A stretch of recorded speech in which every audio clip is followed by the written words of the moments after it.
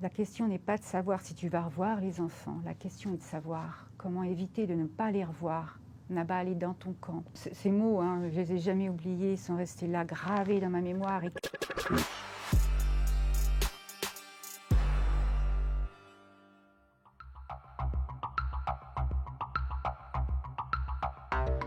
Lucie était une enfant douce, calme, réservée. Sylvain, c'était un petit diable, un petit phénomène. J'étais comblée, j'avais mes enfants, je travaillais, Jackie était là. Bon, nous étions ensemble.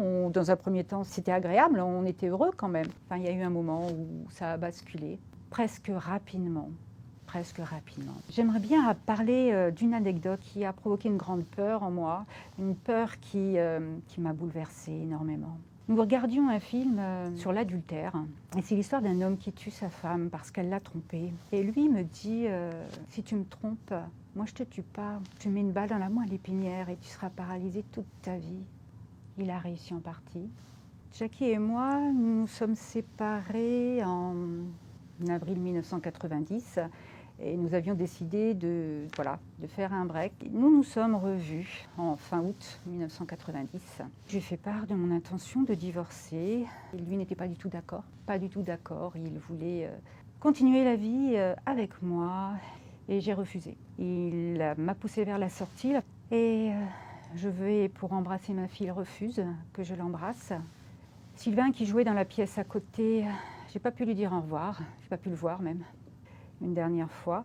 Et au moment de franchir la porte, je lui pose cette question, est-ce que je vais revoir les enfants, Jackie?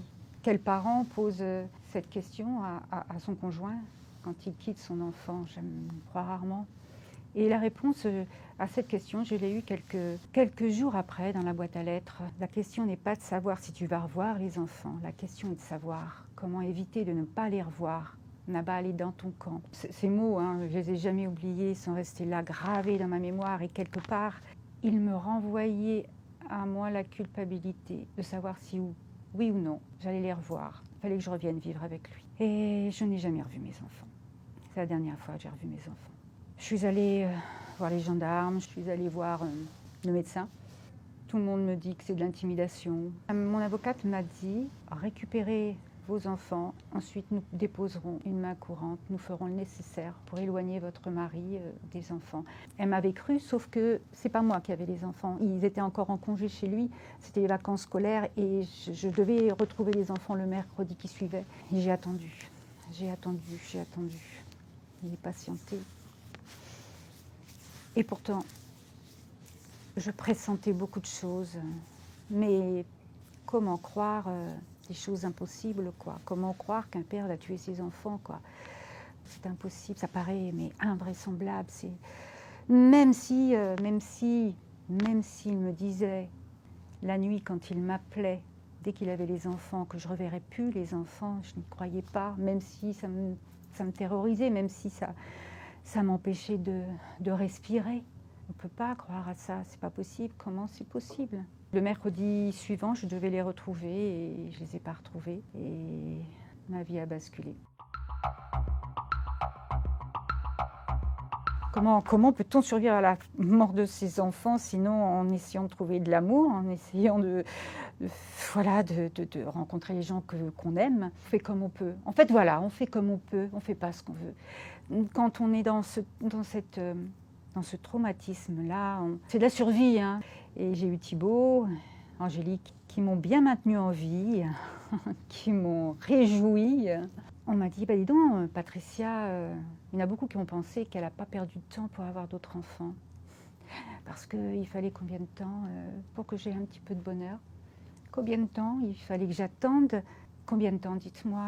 La survie, c'est on fait ce qu'on peut pour avoir un petit moment de bonheur. Mais bon, j'ai accepté de vivre avec cette culpabilité. Aujourd'hui, j'ai retrouvé beaucoup d'estime pour moi. En fait, je suis coupable de rien. C'est du jour où j'ai pu, et c'est grâce aux mots en fait, grâce à l'écriture, où j'ai pu écrire « Jackie est un meurtrier ». Ça a changé. Donc c'est pas vieux ça remonte à moins de 5 ans. Jackie est un meurtrier, ça change toute la donne. Là, vous basculez de coupable à non coupable. Responsable à non responsable. C'était lui qui avait les enfants en garde, donc il était responsable de Lucie et Sylvain, c'était leur père. Donc moi non. Et ça change toute la donne, ça change votre perception de tout, de votre vie.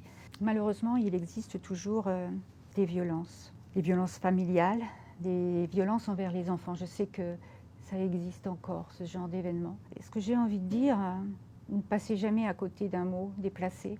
On n'a pas le droit, on n'a pas le droit de violenter. Il faut accepter que l'on n'ait plus envie de vivre avec l'autre. Protégez vos enfants, prêtez attention à tous les gestes violents, toutes les paroles violentes. Pour moi, tout est à prendre au sérieux, on ne peut pas laisser de côté.